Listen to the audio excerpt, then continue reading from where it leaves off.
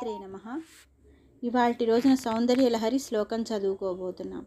సుధా సింధూర్మధ్యే సురవిటపి వాటి పరివృతే మణిద్వీపే నీపోపవనవతి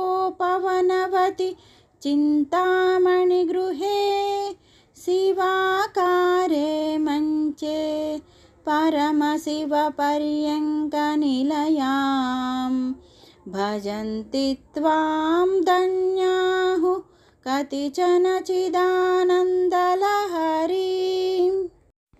ఈ శ్లోకం చదుట వలన కారాగార నివృత్తి, సకల కార్య జయం.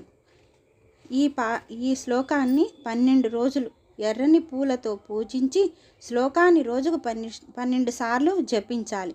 నైవేద్యము నల్లని మిరియాలు దీని పెట్టవలెను. ఈ శ్లోక